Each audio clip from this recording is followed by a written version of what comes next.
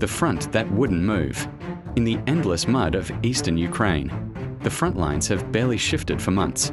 Each side dug deep, building walls of steel, concrete, and fear. But behind the silence, both armies are cracking. The Russians, once confident, now exhausted, are fighting not for victory, but for survival. Their supply lines are thin, morale is fading, and commanders whisper of chaos spreading through their ranks. On the other side, Ukraine's soldiers face their own limits. Many have fought since the first day of the invasion. They carry the weight of fallen friends, of sleepless nights, and of promises made to families far away. Yet, amid the exhaustion, there's something stronger, a belief that this war can still be won. Winter is coming again, and with it, the final chance for movement. Kiev knows that time is not on their side. Ammunition is running low, Western support is uncertain, and every decision now could define the outcome of the war. As the frost begins to bite, a single question hangs over the battlefield. Who will break first, the invader or the defender? Whispers of collapse. Across the Russian lines, strange rumors began to spread. Entire battalions disappearing overnight. Commanders refusing orders. Units fighting each other for food and fuel. What once was the mighty Russian war machine now moved like a wounded animal. Slow, unpredictable, dangerous even to itself. In intercepted radio calls, Ukrainian intelligence heard voices trembling. Soldiers begging to be rotated out. Complaining of broken equipment, no winter clothing, no hope. Some units hadn't been paid in months. Others were commanded by officers too drunk or too afraid to lead. Inside the Kremlin, reports of chaos were buried under propaganda. Moscow claimed the front was stable, but insiders knew the truth. Morale was collapsing, and desertion was quietly spreading. Meanwhile, on the Ukrainian side, the army's leadership watched carefully. They didn't just see weakness, they saw opportunity. The war had become a chess match of patience and timing. If Ukraine could strike before winter's deep freeze, the Russian lines might shatter completely. And so, plans began to form, covert meetings, supply movements, intelligence briefings. A new operation was taking shape. It would be risky, costly, but perhaps the only way to end the war.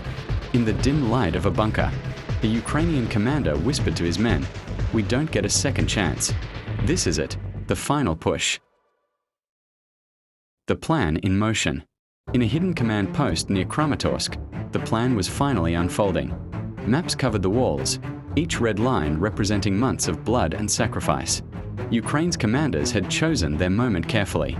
They would strike not where Russia was strongest, but where it was weakest, along the southern corridor, near Tokmak. Intelligence had confirmed it. Russian reinforcements were late. Logistics stretched thin, defenses riddled with gaps. It was a narrow window, maybe a few weeks at best. But if they broke through, the entire southern front could unravel. Orders were whispered, not shouted. Convoys moved only at night. Drones hovered silently, scanning for weak spots. Soldiers were told little, only that something big was coming. The mood was tense, half fear, half hope. For many of them, this wasn't just another battle. It was personal. They had lost homes, families, entire cities. Some had nothing left but the fight. As dawn approached, the first units began to move. Artillery batteries loaded their shells. Infantry lined up in the cold wind, faces covered with frost. A young Ukrainian lieutenant wrote one last note to his wife before stepping out. "If we succeed, maybe the world will finally believe we can win." Then he folded it, placed it in his jacket, and joined the march toward the unknown. First contact.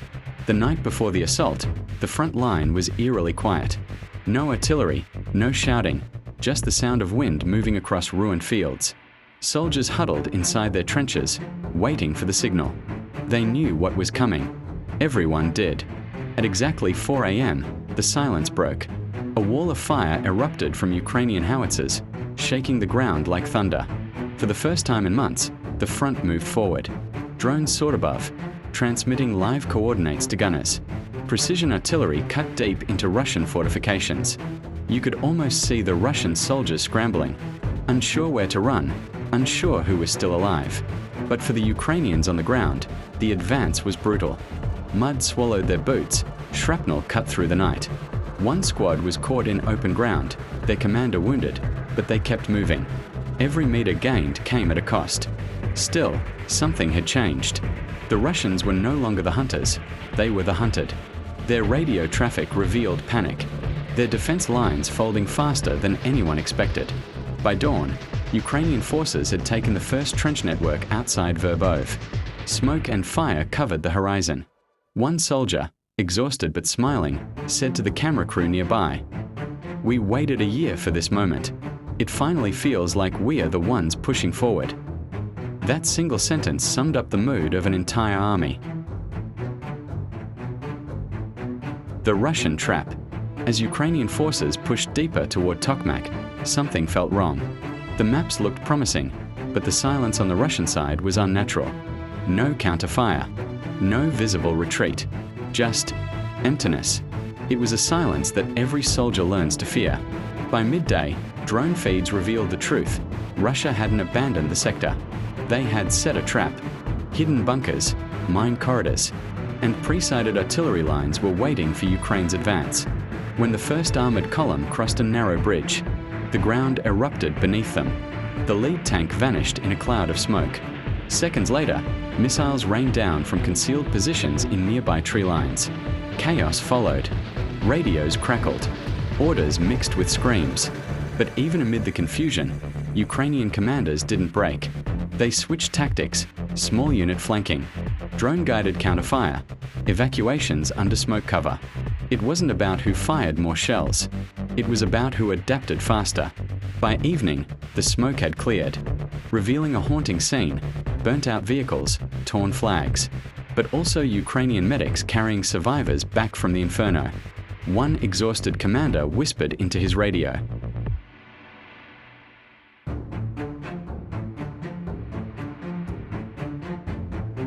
the counter-adaptation. War, at its core, is a race of adaptation. The side that learns faster survives longer. After the ambush near Tokmak, Ukrainian commanders refused to repeat the same mistake twice. Within 48 hours, the front changed. The advance slowed, but intelligence deepened. Every drone, every radar, every intercepted Russian call became part of a living map. Instead of armored pushes, Ukraine began a different kind of offensive, one built on precision, patience, and data. New drone units were deployed with AI-assisted navigation, capable of striking from unexpected angles. Artillery strikes became surgical, hitting ammunition depots and communication towers with pinpoint accuracy. The Russians, once confident behind their minefields, suddenly found their supply lines cut and their electronic jammers burning. In one intercepted call, a Russian officer screamed, "They see everything." How? The answer was simple. Ukraine had learned to think like a network, not an army. Every soldier, drone, and artillery gun became a node in one vast digital brain. And slowly, the trap that Russia had built for Ukraine began to collapse on itself. By the end of the week, satellite imagery showed smoldering Russian positions and empty trenches. The hunters had become the hunted again. A Ukrainian analyst summed it up best. "We are not fighting a bigger army anymore. We are fighting a slower one." Breaking through the silence. It began quietly. No grand announcements, no breaking news. Just movement. At dawn, after days of steady reconnaissance, Ukraine struck again. But this time, it wasn't a frontal assault. It was a whisper, a precise, coordinated breach designed to slip through Russia's defenses without alerting their artillery. Small Ukrainian units, supported by drones, crept across open fields under thick fog. Every meter was mapped, every sound measured. Then, at 6:13 a.m., the silence shattered. Explosions rippled through Russian trench lines as kamikaze drones dove from the mist. Infantry followed within minutes, cutting through wire and bunkers that had stood for months. The Russian defenders were caught completely off guard. Many never made it to their firing positions. Communications collapsed as Ukrainian jammers flooded the frequencies. By noon, a section of the first Russian defensive belt had fallen. For the soldiers who lived through it, the moment didn't feel like victory, it felt like relief. Relief that the months of waiting, bleeding, adapting had finally led to something real. A Ukrainian sergeant radioed his commander. "We are through." Repeat, "We are through." They didn't even know we were coming. That sentence echoed across the line, proof that persistence, not power, had broken the silence of the front.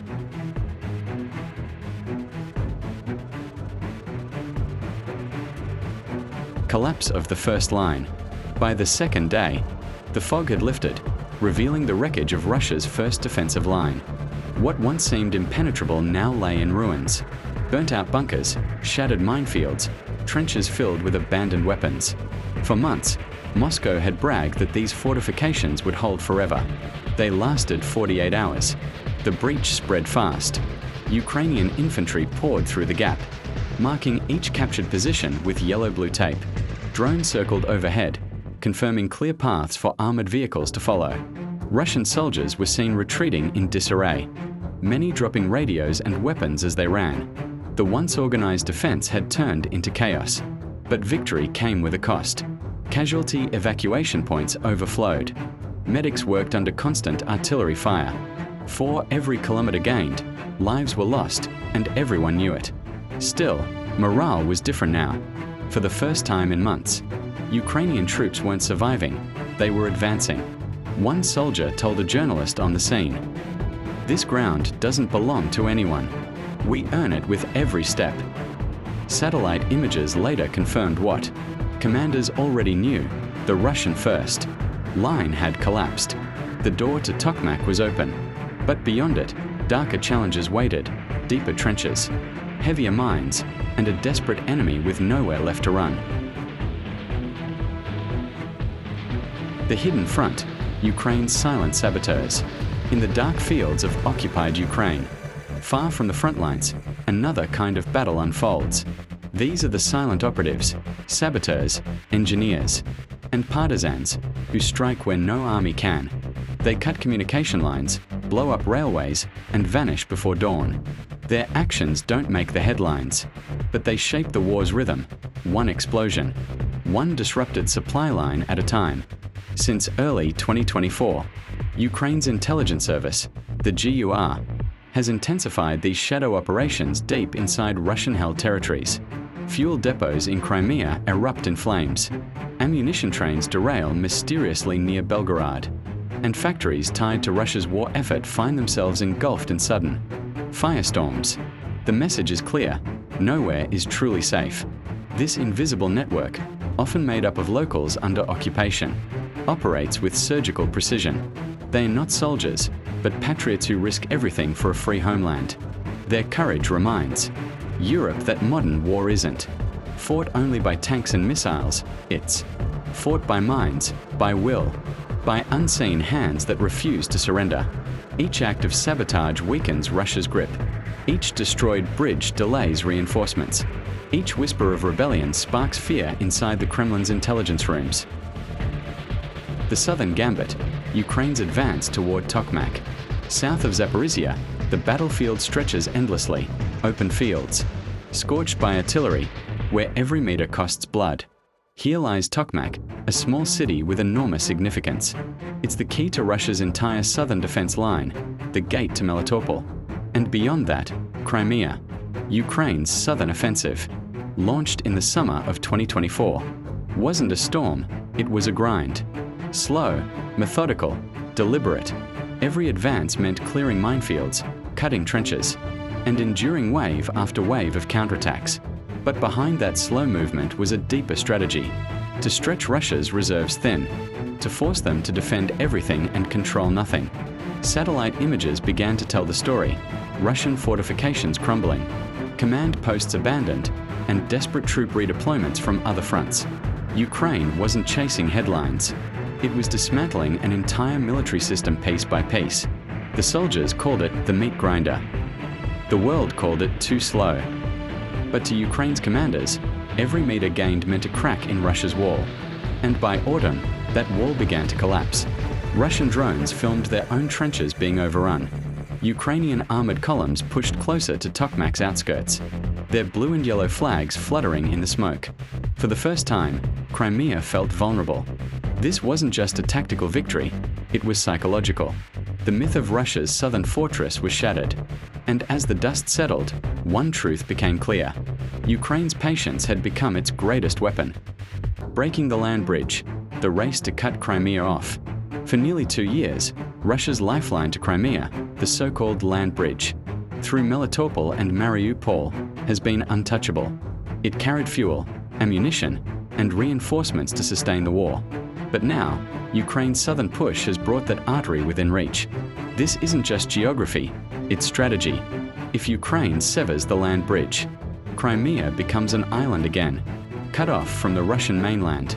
No supplies, no escape routes, no second chances. Ukrainian artillery and long-range drones are already reshaping this corridor. Bridges tremble under precise HIMARS strikes. Supply convoys scatter along damaged highways. Even Russian soldiers whisper that Crimea is next. But breaking the land bridge is no easy feat. Russian defenses here are dense, rows of trenches, mine belts, dragon's teeth, and electronic jammers that distort GPS-guided weapons. It's a fortress built out of fear. Still, Ukraine adapts. Their engineers map weak spots. Their partisans inside Melitopol send coordinates. And their drone pilots strike day and night. It's a chess game played with real lives, where every move reshapes the battlefield. In Europe's war rooms, analysts call it the turning point, the operation that could determine how history remembers this conflict. For the soldiers on the ground, it's simpler. They fight to make sure Crimea, once taken by force, will be freed by will. And as the first Ukrainian rockets hit the bridge near Chonhar, one thought spreads through every Russian command post. The walls of Crimea are closing in. Crimea under siege, the island of fire. Crimea, once Russia's proud symbol of conquest, is now turning into a trap. What was once a fortress has become a target. Day by day, Ukraine tightens the noose, striking deeper and more precisely than ever before. The skies above Sevastopol burn with the glow of intercepted missiles. Black Sea Fleet ships hide in fear, hugging the coast, their crews sleeping in their boots. For the first time since 2014, Russia's command realizes that Crimea is no longer safe, not from air, not from sea, not even from within. Ukrainian long-range drones hit depots in Jankoy, airfields in Saki, and radar sites near Yevpatoria. Each strike sends shockwaves through Russian logistics, and panic through the ranks. Civilians flee toward the Kerch Bridge, the same bridge that now stands cracked, trembling, and within Ukrainian range. But the most powerful weapon isn't the missile, it's the message. The message that Crimea, stolen in 2014, can no longer be held by force. That the peninsula's fate is changing, not through politics, but through precision and persistence. Inside bunkers, Russian officers whisper, if Crimea falls, the war changes forever. They are right, because Crimea is not just land, it's the symbol of Putin's empire. And its siege marks the beginning of that empire's unraveling. As night falls over the Black Sea, explosions light up the horizon. Ukraine's flag may not yet fly there, but its shadow already does.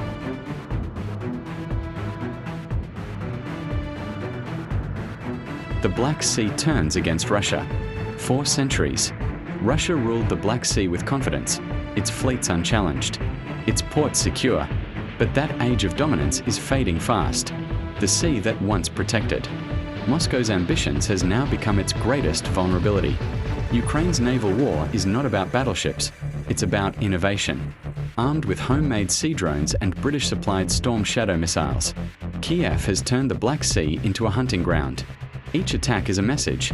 Even the mightiest fleet can bleed.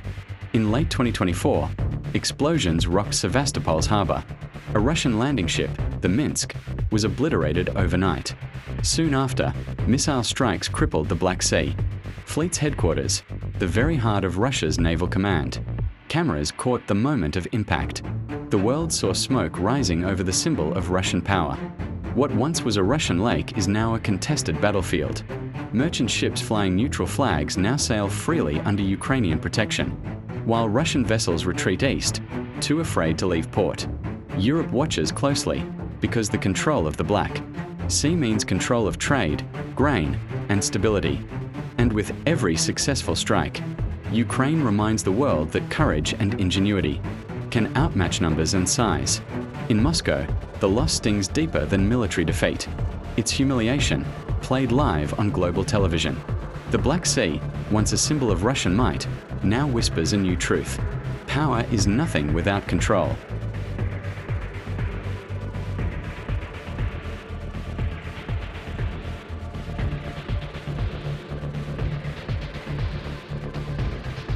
Inside Sevastopol, fear beneath the surface. In Sevastopol, the once proud naval city now lives in silence.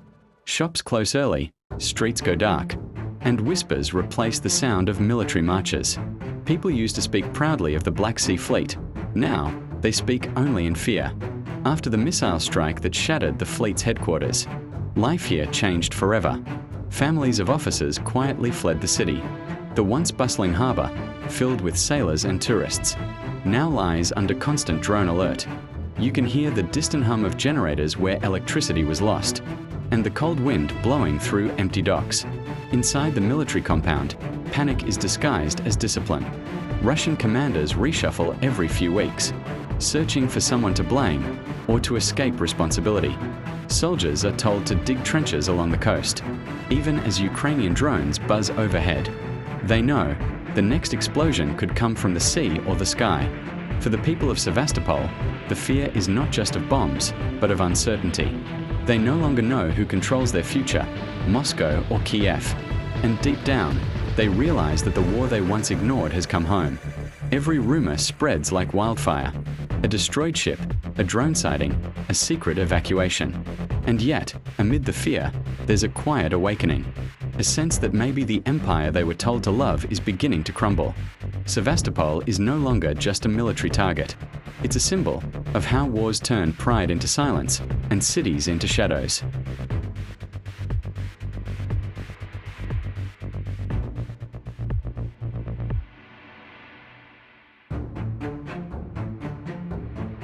Ukraine's silent hunters, the rise of sea drones.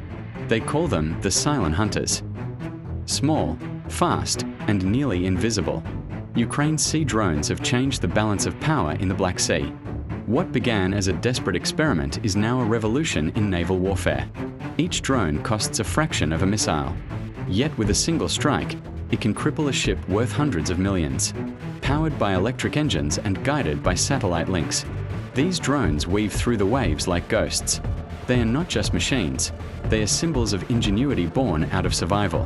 When the first wave of drones hit Sevastopol's port, Russian commanders refused to believe it. How could fishermen defeat our fleet? They mocked, but laughter turned to panic when explosions lit up the night sky. Video from Ukrainian operators captured the moment of impact, the camera shaking, the sea erupting in flames. Since then, these sea ghosts have hunted relentlessly, striking warships, fuel depots, and radar stations. Each mission pushes the limits of distance and precision, and every success is broadcast to the world, proving that technology, not just firepower, defines modern warfare. Behind every drone is a team of young, Ukrainian engineers, many of them once IT students, gamers, or mechanics. Now, they work in secret facilities along the Dnipro River, building the next generation of sea hunters. To them, this is not just defense, it's justice. A way to fight back against a giant that once seemed untouchable. The Black Sea no longer belongs to the largest fleet. It belongs to the smartest minds.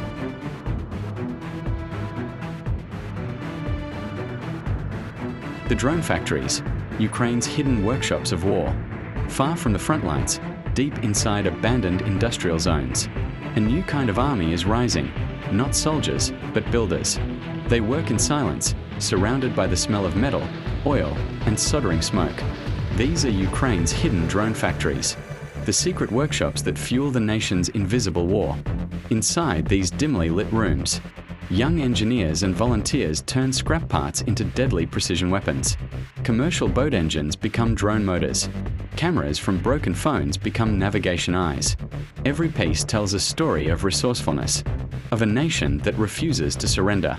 Funding comes not from billion-dollar contracts, but from ordinary citizens. Farmers, teachers, taxi drivers, all donating to keep the production alive. Each dollar, each component, becomes part of a weapon that might defend their city tomorrow. The security is tight. No phones, no GPS. Workers speak in code, knowing that one careless word could lead Russian missiles straight to their doors. They live with constant fear, and yet they keep building, because they know that every drone launched means one less. Russian missile hitting a Ukrainian home. Western intelligence calls these networks the invisible front. It's a world where technology, patriotism, and desperation merge into something unstoppable. And as Ukraine's drone program expands, it no longer just reacts, it leads. It shows the world that courage and innovation can thrive even under siege. In these hidden factories, you don't hear the sound of speeches or parades, only the hum of creation. That's the sound of resistance. The turning tide, Russia's failing naval strategy. For decades, Russia relied on the Black Sea as a shield, a fortress that ensured its southern flank remained untouchable. But that strategy is crumbling. Ukraine's combination of sea drones, precision missiles, and intelligence strikes has transformed the battlefield. Where once Russian fleets patrolled confidently, now they retreat, hidden in ports and harbors, afraid to sail. Commanders scramble, issuing conflicting orders, while crews question the purpose of every deployment. The losses are mounting. Fuel depots destroyed, supply lines severed, warships immobilized. Every strike chips away at morale, making it harder to coordinate an effective response. Even domestic propaganda struggles to mask the growing unease within the fleet. Ukraine's tactics aren't just about destruction, they're about psychology. Every drone that penetrates Russian defenses, every strike that reaches a port, sends a message. Control of the Black Sea no longer belongs to size or legacy, it belongs to adaptability and courage. European analysts watch in or as a smaller force imposes its will on a larger one, demonstrating a new principle of modern warfare. Technology and ingenuity can outweigh raw firepower. And for Moscow, that lesson comes at a cost: lost prestige, lost assets, and a growing realization that their southern strategy has failed. As Ukraine continues to innovate, the tide is turning. The Black Sea, once a Russian domain, is now a theater of Ukrainian ingenuity and audacity. And with every operation, Ukraine edges closer to isolating Crimea, undermining Russia's defensive posture, and shifting the strategic balance in the south. The psychological front, fear in Moscow. Thousands of kilometers from the front lines, Moscow begins to feel the tremors of Ukraine's advance. Not on maps, not in headlines, but in the minds of those who command, plan, and live under the shadow of defeat. Missiles that reach Crimea, drone strikes on supply depots, and the collapse of defensive lines create more than physical damage. They spread fear. Inside the Kremlin, advisors argue over every decision. Officers hesitate to send reinforcements. Commanders question orders that once seemed ironclad. The public sees only propaganda, confident speeches, controlled images, and reassurances of strength. But behind closed doors, panic spreads. Social media leaks hint at evacuations, resignations, and growing unrest. For the first time, Russian citizens sense vulnerability where once they saw invincibility. This psychological front is just as vital as any battlefield. Ukraine understands that wars are won not only by firepower but by undermining the enemy's belief in victory. Each successful strike, each breached line, weakens morale. Every loss in Crimea or the southern front whispers the same message to Moscow: the tide is turning, and time is no longer on their side. For Europe, the lesson is clear. Modern warfare reaches far beyond soldiers and tanks. It penetrates media, minds, and morale. And in the quiet corridors of power, Ukraine's victories ripple, shaping the calculations of generals, politicians, and citizens alike. Fear, once an abstract concept, now dictates actions, strategies, and priorities, showing that psychological warfare is inseparable from the physical. Supply lines in shambles, Russia's southern collapse. The veins of war are the supply lines, fuel, ammunition, and reinforcements that keep an army alive. For Russia's southern front, those veins are breaking. Ukraine's long-range strikes, sea drones, and sabotage campaigns have disrupted every major corridor. Convoys are ambushed, bridges destroyed, Depots in flames. Where once supplies flowed steadily, now chaos reigns. In Melitopol, Russian officers scramble to reroute convoys through secondary roads. They hide shipments in forests and abandoned factories. But Ukraine's reconnaissance drones watch everything. Every adjustment is counted. Every safe route is compromised. The impact is visible on the front lines. Artillery shells run low. Infantry units are under-equipped. Tanks idle without fuel. Morale dips as soldiers wait for supplies that never arrive. Europe watches in astonishment. Ukraine, with a smaller army, has turned logistics into a weapon, not by brute force, but by precision and strategy. It's a modern illustration of Sun Tzu's principle. The line between victory and defeat often lies in the supply chain. For Moscow, this collapse is catastrophic. Not only does it weaken forces, but it erodes confidence, creating panic at both tactical and strategic levels. Commanders are forced to make impossible decisions: retreat, risk encirclement, or hold lines without adequate resources. Ukraine doesn't need to destroy every Russian unit to win. It only needs to control the flow of war. And with each disrupted convoy, each destroyed depot, the southern collapse accelerates, inching Crimea closer to isolation, and Russia closer to desperation. The encirclement begins. Ukraine tightens the noose. As the southern front lines bend under pressure, Ukraine's strategy becomes clear: encircle, isolate, and force collapse. The cities of Tokmak and Melitopol are no longer just objectives, they are traps, designed to cut Russian forces from reinforcements and supplies. Ukrainian commanders orchestrate advances from multiple directions. Infantry, armored units, and drones converge simultaneously, creating a web of control over roads, bridges, and key terrain. Russian units trapped in these pockets face impossible choices: fight, retreat, or surrender. The encirclement isn't just tactical, it's psychological. Soldiers watch from their trenches as escape routes vanish, while artillery and drones strike from unexpected angles. Confusion spreads like wildfire. Coordination collapses. Every delayed order, every disrupted supply line accelerates the encirclement. Civilian populations also feel the pressure. Ukrainian forces carefully secure zones to avoid unnecessary casualties. But the presence of war and disruption reinforces Russia's vulnerability. Maps across Europe show the tightening noose around the southern front. Analysts note that once the land bridge to Crimea is severed, Russian forces may face isolation unprecedented since the invasion began. Ukraine's strategy emphasizes patience and precision. It's not about rapid conquest, but creating conditions where the enemy's options shrink until collapse is inevitable. The encirclement signals a turning point, the moment when initiative fully shifts from Russia to Ukraine. In the coming days, the outcome of this southern campaign will determine the broader trajectory of the war, proving that strategy, innovation, and relentless pressure can overcome even the most formidable defenses. Cracks in the enemy, Russian command in disarray. On the front lines and behind the lines, Russian command is showing signs of strain. Orders are delayed, conflicting, or never delivered. Generals argue over priorities while soldiers improvise to survive. Ukraine's relentless push has created chaos within the Russian military hierarchy. The southern front, once heavily fortified and coordinated, is now a maze of isolated units and disrupted communications. Commanders at regional HQs struggle to assess the situation accurately, often relying on incomplete or outdated intelligence.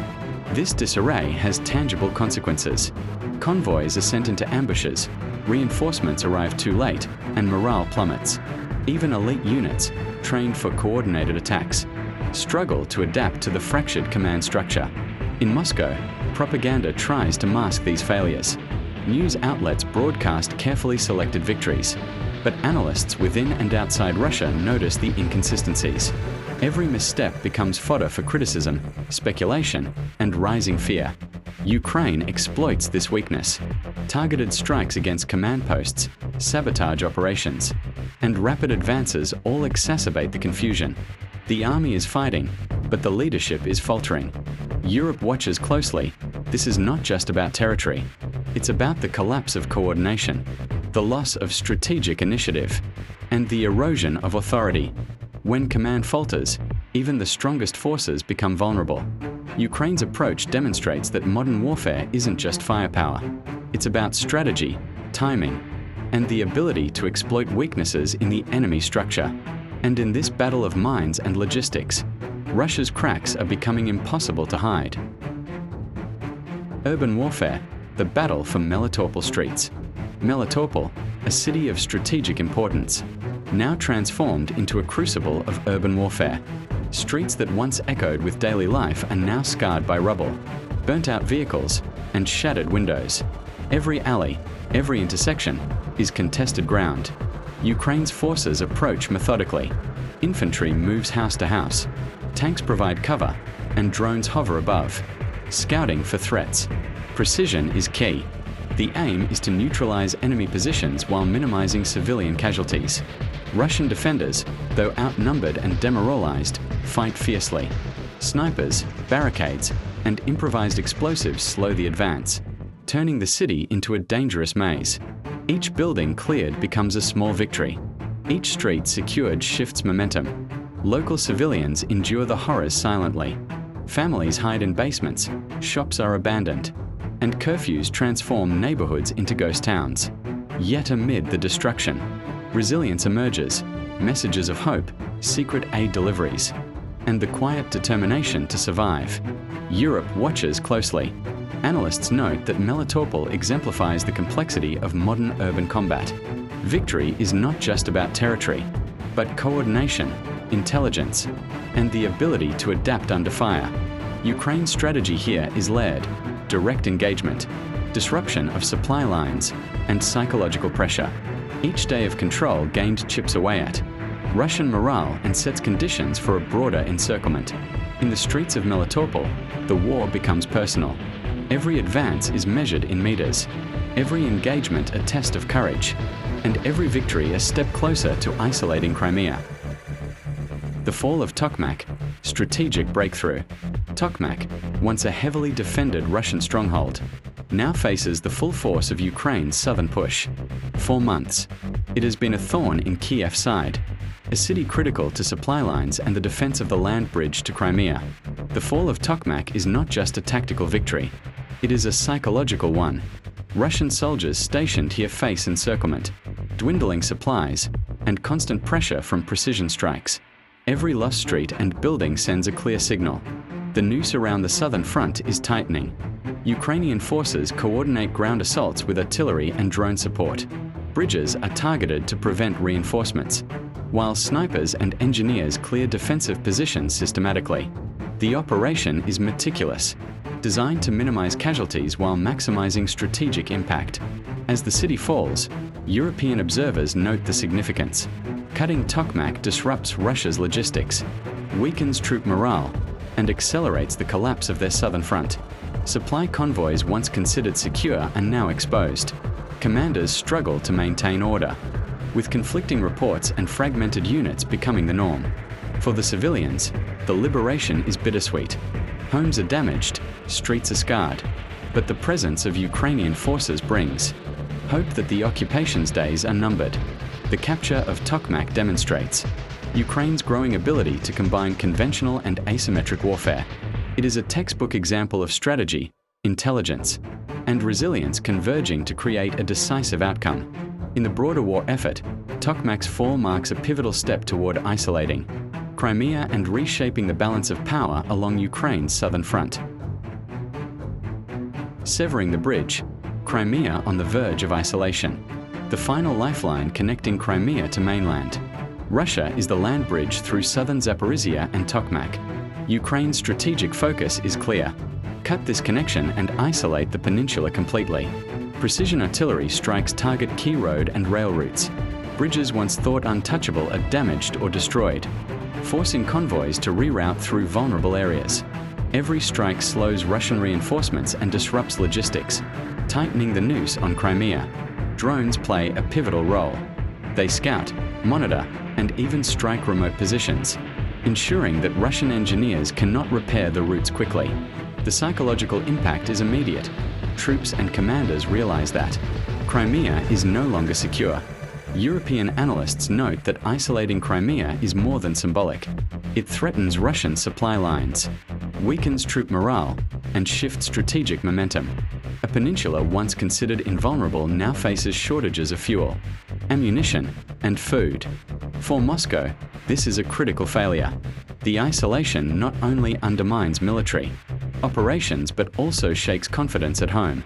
Propaganda struggles to mask the truth. Russia's ability to defend Crimea is eroding. Ukraine's strategy demonstrates a blend of patience, intelligence, and technological advantage. It's not just about winning battles but shaping conditions, so that the enemy has no choice but to react. And as the bridges fall, Crimea teeters on the edge of isolation, signaling that Ukraine's southern campaign is nearing a decisive phase. The siege tightens, Russian forces cornered. With Tokmak fallen and supply lines severed, Russian forces are cornered along the southern front. The siege is no longer hypothetical. It is tangible, relentless, and closing in every day. Russian units, once confident, now find themselves trapped in pockets, surrounded by Ukrainian positions. Artillery fire, drone strikes, and sniper attacks prevent any organized retreat. Communication breakdowns exacerbate the chaos, leaving commanders to make impossible decisions with incomplete information. Morale plummets. Soldiers, isolated from reinforcements, witness comrades fall and supplies dwindle. Even elite units feel the strain, unable to mount coordinated counterattacks against a versatile, adaptive opponent. Ukraine's approach is surgical. Rather than risking mass frontal assaults, forces encircle, isolate, and tighten pressure gradually. Every move is calculated to minimize Ukrainian losses while maximizing Russian disorientation. The psychological effect mirrors the physical siege. Rumors spread through the ranks. Panic emerges where discipline once ruled. The perception of inevitability sets in. Russian troops begin to anticipate defeat before the final blow is delivered. Europe observes the strategy closely. Ukraine's success illustrates modern warfare principles. Mobility, intelligence, and precision can dismantle larger, better-equipped forces without the need for overwhelming firepower. The tightening siege around Russian forces is a testament to strategy, patience, and resilience. It is the precursor to liberation, the moment when the tide of war clearly shifts, and the enemy is forced to confront the consequences of failing command, disrupted logistics, and relentless pressure. Civilian resilience, life under siege. Amid the chaos of encirclement and strikes, civilians in southern Ukraine endure the war's harshest realities. Cities scarred by artillery and drones are not empty. Families remain, resilient and determined to survive. In Melitopol and surrounding towns, residents navigate streets lined with rubble, fetching water from wells, and relying on limited supplies delivered under the cover of night. Schools are repurposed as shelters. Hospitals operate with minimal electricity, yet medical staff persist in treating the injured. Children, despite fear and uncertainty, find moments of normalcy, drawing, studying, and playing in basements transformed into temporary classrooms. Community networks strengthen under pressure. Neighbors share food, provide shelter, and create communication chains to warn of incoming strikes. Local leaders coordinate with Ukrainian forces to ensure civilians are protected whenever possible, blending survival with support for the military effort. Europe watches closely. Reports of resilience and everyday heroism reinforce the narrative. Ukraine is not just defending territory, but the lives and dignity of its people. The contrast is stark. Where Russian forces rely on intimidation, Ukraine relies on solidarity. Every act of courage, no matter how small, becomes a story of defiance against invasion. It reminds the world that modern war is not solely about armies or strategy, but about people who endure, adapt, and inspire hope. In these besieged towns, life continues, imperfect, dangerous, yet unyielding. The civilians' perseverance is as crucial to Ukraine's victory as any tactical maneuver or technological advantage, illustrating that the heart of defense lies not only in weaponry, but in spirit. The Black Sea advantage, Ukraine's strategic depth. The Black Sea has always been a strategic pivot in the region. but Ukraine has transformed it into an arena of tactical dominance by controlling maritime approaches and leveraging drones, small naval craft, and intelligence. Kiev now wields an advantage far beyond its size. Sea drones harass Russian patrols, striking fuel depots and supply ships before they even reach Crimea. Precision artillery from coastal batteries ensures that key ports are under constant threat. Every Russian naval operation becomes risky, requiring coordination, secrecy, and constant vigilance, a far cry from previous dominance. Ukraine's advantage is amplified by geography. Shallow coastal waters, islands, and narrow straits limit large-scale maneuvers for Russian ships. Small, agile, Ukrainian craft exploit these features to disrupt supply lines and isolate key positions. Intelligence and electronic warfare complement the physical presence. Ukrainian units intercept communications, track fleet movements, and coordinate strikes with artillery and drones. Even the smallest victory, a disabled radar station or a forced port closure, has ripple effects on the southern front. For Europe, this is a masterclass in strategic depth. Ukraine's ability to combine geography, technology, and tactical innovation demonstrates that control over key terrain can offset numerical disadvantages. The Black Sea is no longer a safe zone for Russian forces. Every maneuver is calculated, every movement observed, and every supply line vulnerable. Ukraine's growing mastery here illustrates that in modern conflict, dominance is not about size, but about intelligence, precision, and adaptability. In this theater, the sea itself becomes an ally, amplifying Ukraine's reach and turning the Black Sea into a corridor of opportunity and pressure for Russian forces. Cutting off Crimea, the final southern push. Ukraine's southern campaign reaches a critical juncture, the final push to sever Crimea from mainland Russia. Every strike, every maneuver, and every logistical disruption has been building toward this decisive moment. Bridges and highways connecting the peninsula under constant threat. Precision strikes target fuel depots, rail lines, and command posts to prevent reinforcements.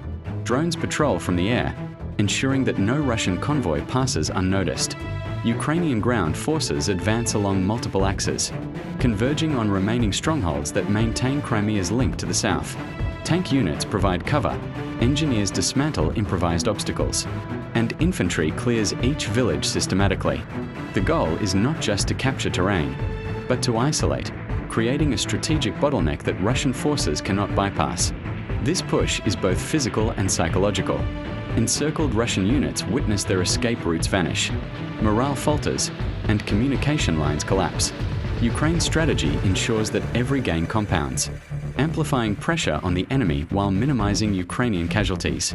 Europe observes a calculated operation in real time, a blend of conventional and asymmetric tactics, technology, and intelligence.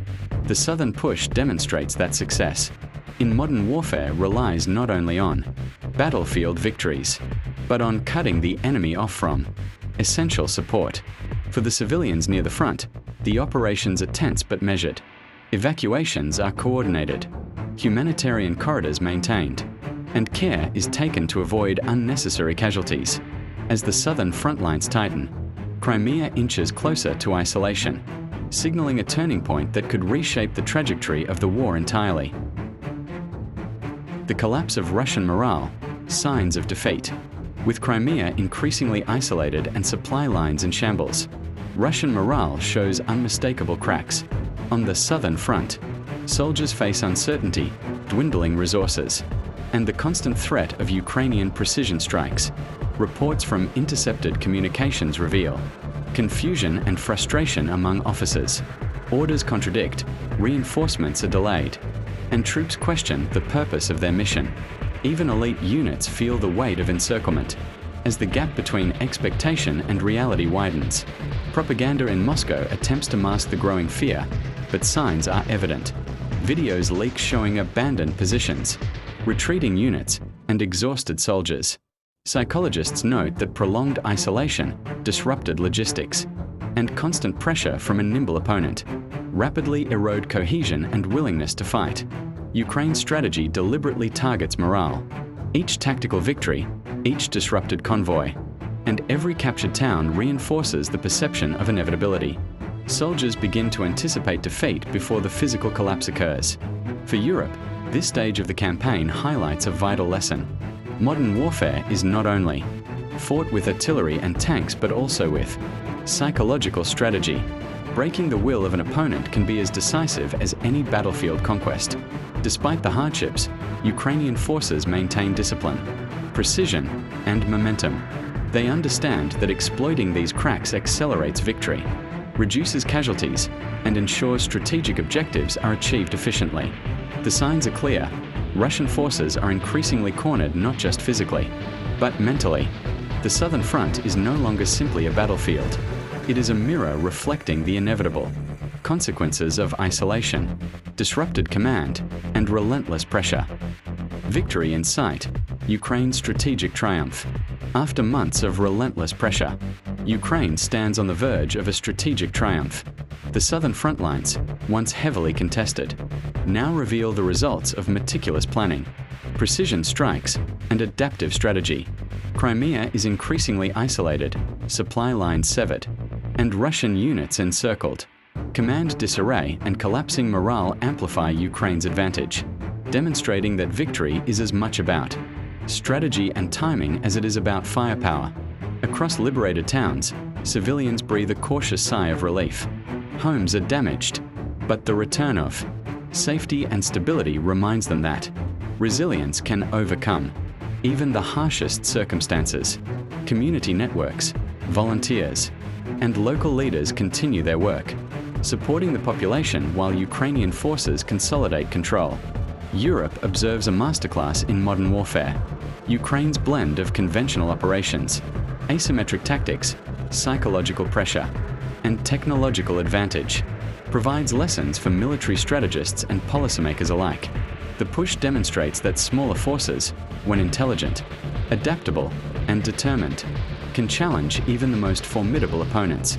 Every disrupted supply line, every encircled unit, and every liberated town contributes to a cascading effect that reshapes the battlefield. As the sun sets over the southern front, the message is clear. Ukraine has seized the initiative, reclaimed momentum, and demonstrated strategic depth that few could have anticipated. The victory is not merely territorial. It is a testament to resilience, coordination, and the unyielding spirit of a nation defending its sovereignty. For Europe and the world, it serves as a reminder that careful planning, courage, and innovation can turn the tide even in the most challenging conflicts.